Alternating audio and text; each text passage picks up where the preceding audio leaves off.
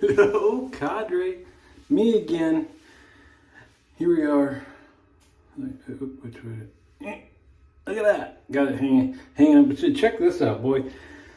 Sometimes you feel, like life is just like some times passed you by and you're just like, where did that come from? Like back in the day, we used to have this blue sticky squishy stuff you'd stick to the wall and put stuff on there, stuff you didn't want permanently on there, but you wanted a permanent grease spot on your paint where it was. That's where you use that. Then they had command strips that were just a sticker, right? The kind of a very thin squishy sticker you put on the back of something and then pushed it up against the wall. And then you didn't want it there anymore, and you pull the tab and it magically slowly release, pop open. So I ordered some command strips. I didn't want to mount it permanently till we see how this relationship works out. But they came like one-sided Velcro. It's like the hard Velcro without the soft, it's the hooks without the loops. But look at this. It's magic. There's no loops. It's hook to hook construction. That's incredible. Because I was like, did I order the wrong thing or what? Boy, technology, huh? Let's get going. Today, holy cow, fern concerto. I just haven't used it for a while. When I grab the fern, it's usually a different soap using my brass boar brush. Let's get going. Yeah, so it's been warm. Yesterday was uncomfortably warm during the day. Luckily, it cooled down. But it's kind of funny. It's one of those things where, it's what you get used to where you live. And it's been very uncharacteristically a little bit humid around these parts.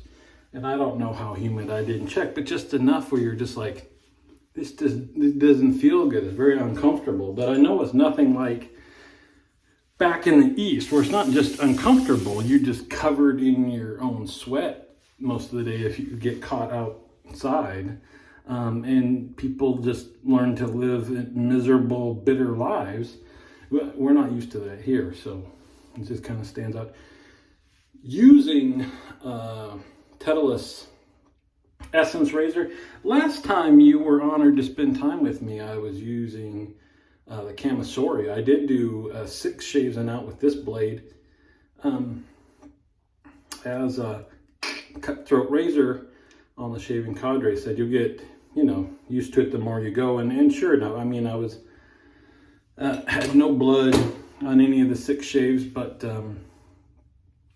one of them I got away with a touchdown that could have been a cut, but weren't.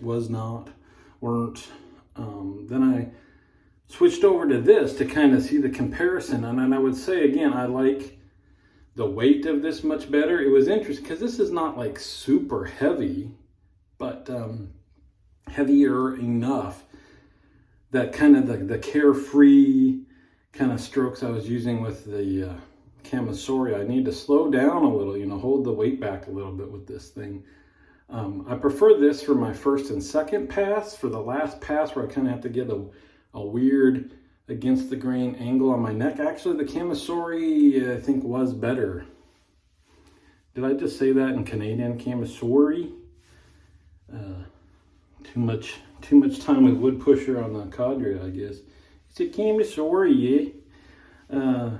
So anyway, that was interesting. I suppose maybe one day I'll do a multiple razor shave, and I guess just because of I do track my shaves as to what kind of shave it is, what razor I use, and what blade I use. So from that aspect, I wouldn't want to throw my numbers off by trying to split a shave among several razors, but I guess I guess that would be the ultimate, the highest performance type of shave, right? For pass 1, it's this razor and this blade, and then pass 2, I prefer this razor, and then my finish pass has to be this for the best angles. And that's like, yeah, maybe I need to do that's like F1 racing, where it's like you have special tires, and then for the last 10 laps, we're gonna put on the super sticky ones. And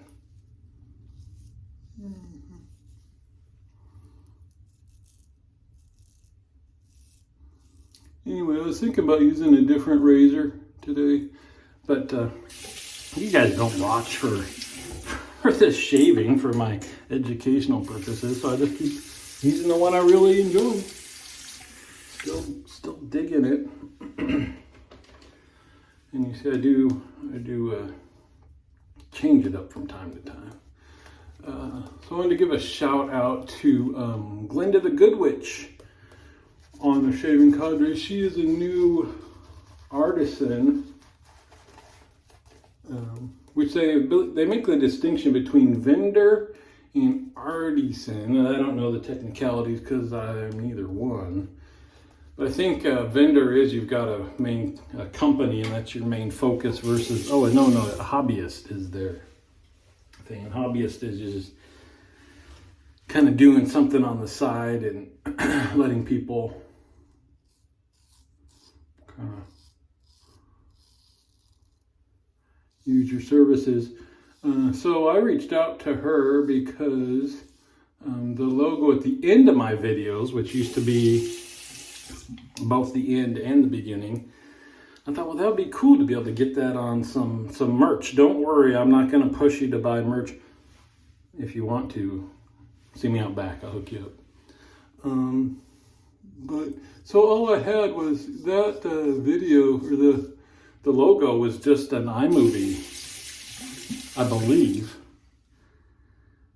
It might have been, I don't know. Anyway, it was some program. Went back so long ago, I don't remember what program it was. That was just one of the options, and you just type in the words, and it made it do that. So I don't have like the font or anything. All I could do was provide a screenshot, which I guess I don't understand the printing business at all. But it wasn't good enough quality, which kind of, I guess that's no surprise. Long story short, she spent too much time working on trying to get my logo usable, outsourced to some guy that I guess wasn't useful outsourcing to, so that was a bust. She spent more time on it. So I sent it to my sister and her husband to see if they can do. Anyway, so still pretty cool. I mean, I totally appreciate that way. She wouldn't just say, oh, sure, I'll print that logo, and then print it, and it turns out like junk, and she'll be like, well, that's what you told me to use it. Wouldn't expect anything less from somebody associated with the cadre. Anyway, we're working on that.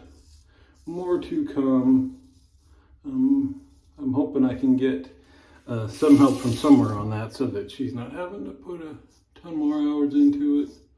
Because, like I said, she's just a hobbyist. That by far is not her full-time job.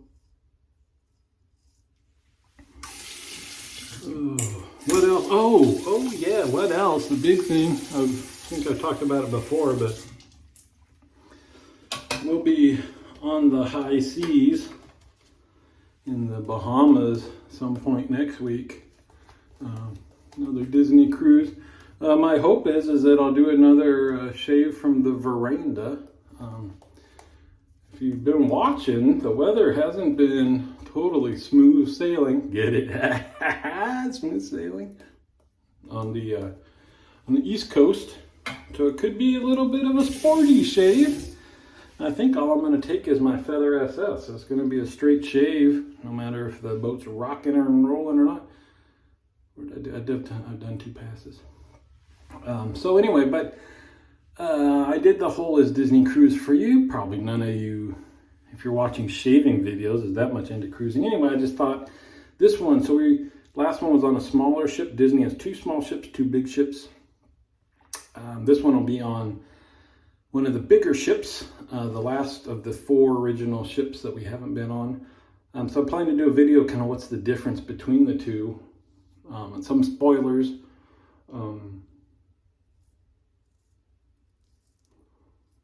The smaller ships, or I say the bigger ships, of course, have a few more things on them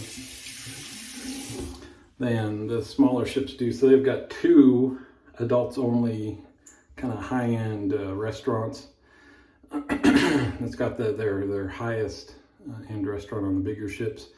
And between those, it's got a very nice lounge where they sell cigars and stuff. You still have to go outside behind them to smoke the cigars, but they had that. And we'll see. I mean, so we've never been on this one, and they're all a little bit different, but pretty sure they had putt-putt golf up on top. And of course, kind of Disney themed. The theater is bigger with a balcony, more shops. This one has a big water slide. It's a lot of fun.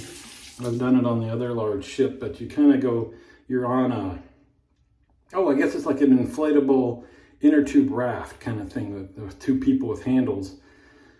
I mean, you do go down, but it's got water jets to get you going even faster. And then part of it, you're even going uphill, and there's water jets that kind of push you up the hill, and then it goes out over the side of the ship and like around the whole thing. It's super cool because you look down into the ocean. And at night, of course, it's all lit up with like lights around the tubes and stuff like that. That's very cool. That's not on the smaller ships. And if it can get my big booty up the hill, then anybody be fine on that. Still do fireworks. They do fireworks on all the Disney ships. And I believe that there's more bars. I don't for sure take pictures. I'll show you the big water slide and stuff, and then more of the adult areas. Of course, the kids areas are just much larger. In the past, so they have their kids areas are divided up by age, and they have ones that's just for teens. When we were on their other big ship, it's in one of their funnels is actually a funnel with the smokestacks, and the other one is just fake to make it look cool, like an older style ocean liner. So one of these funnels had a teen lounge in it that was more of a lounge, and the play area had, recliners and a smoothie bar and couches and a TV and I think like pool table and stuff like that. And I believe it had its own, the teens have their own swimming area. Anyway, we'll find out. I'll let you know. So that'll be cool.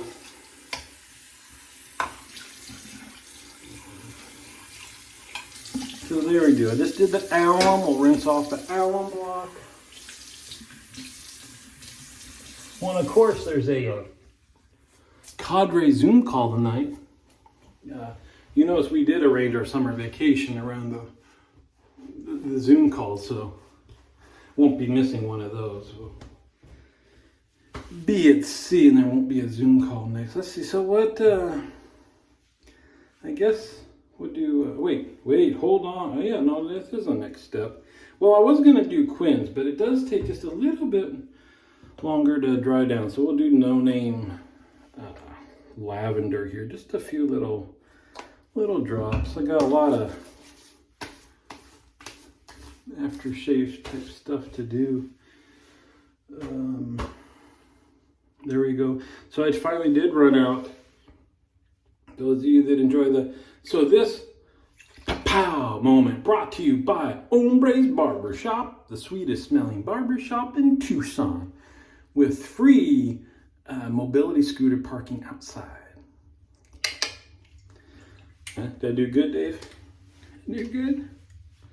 Rascal. I kept trying to remember what one name for those is. I even looked it up. I did like three-wheel old person scooter, and I just kept getting like you're supposed to call them mobility, whatever. And then I wanted to know the non-appropriate name. Rascals. That's what they were. Free rascal parking outside of Hombre's barbershop.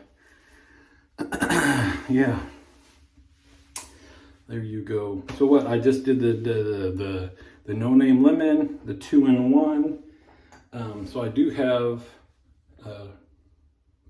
Holy Caw Fern Concerto